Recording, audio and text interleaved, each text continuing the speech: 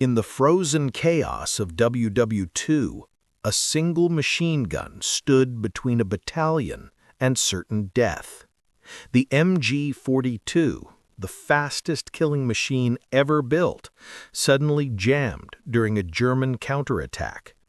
And the only man standing behind it was a 19-year-old machine gunner named Private Daniel Reeves, whose hands were bleeding, shaking, and freezing.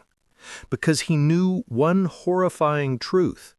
If he couldn't fix that gun in 20 seconds, every man in his battalion would die.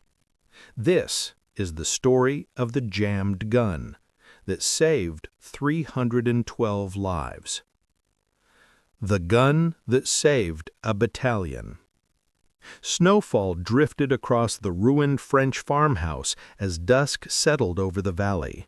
The men of the 117th Infantry Battalion crouched behind collapsed walls, their breath hanging in the icy air like smoke.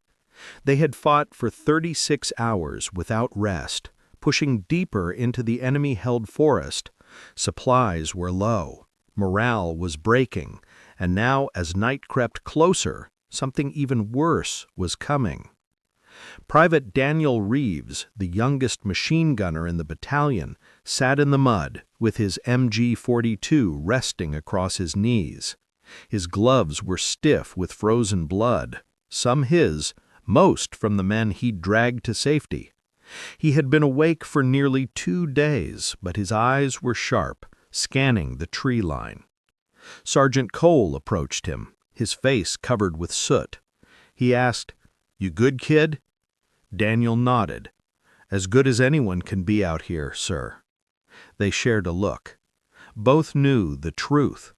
The Germans were regrouping, and when they returned, they'd come with everything they had. The battalion numbered 312 men.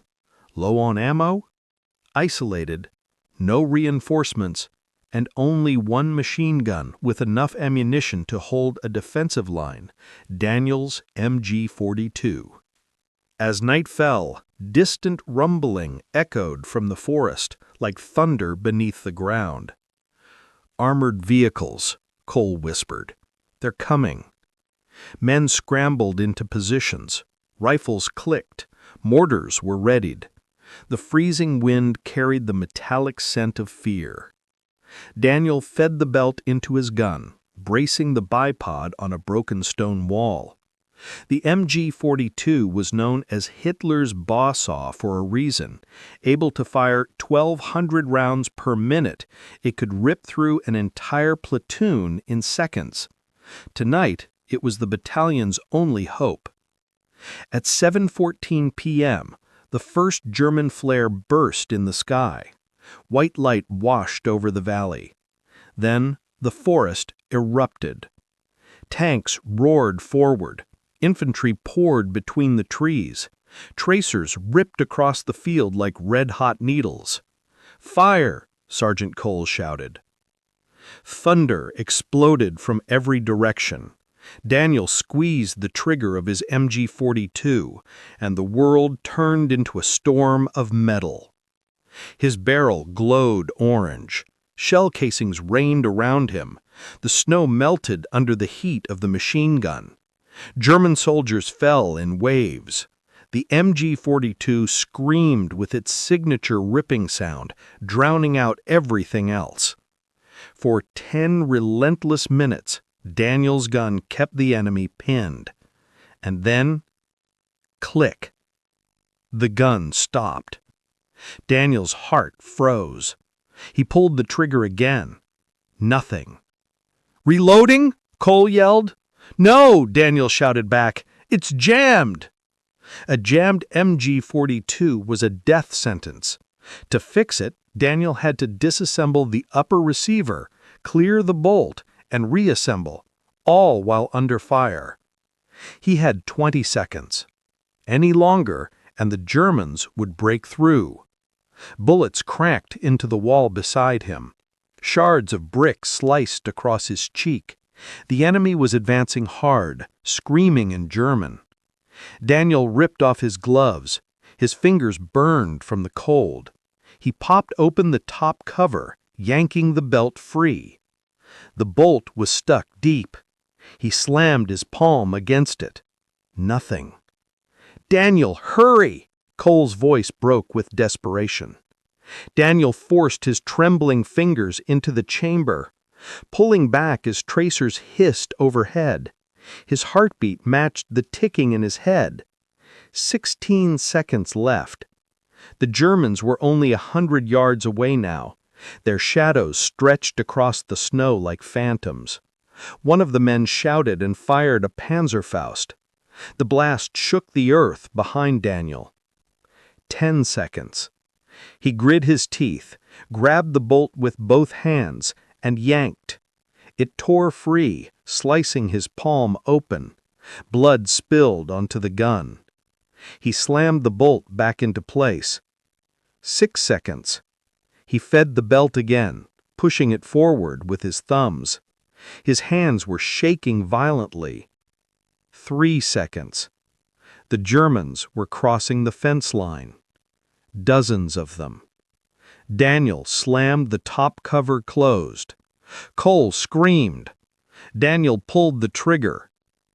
And the MG-42 roared back to life. A wall of fire ripped across the valley, mowing down the front wave of attackers. The gun screamed like a chainsaw tearing through steel. The Germans dove for cover, stumbling, yelling, falling. The battlefield lit up with muzzle flashes and explosions. Daniel swept left to right, denying every inch of open ground. His shoulder burned, his fingers were numb, but he kept firing. He was fighting not for glory, not for victory, but for the men screaming behind him, for the battalion that trusted him with their lives. After 30 more minutes of hell, the German attack collapsed. The survivors fled back into the trees. The valley fell silent, except for the crackling of burning wood. Daniel slumped to the ground, the MG-42 smoking beside him. Sergeant Cole knelt next to him, breathless. "You saved us," he whispered. "Kid, you saved all of us." Daniel didn't respond.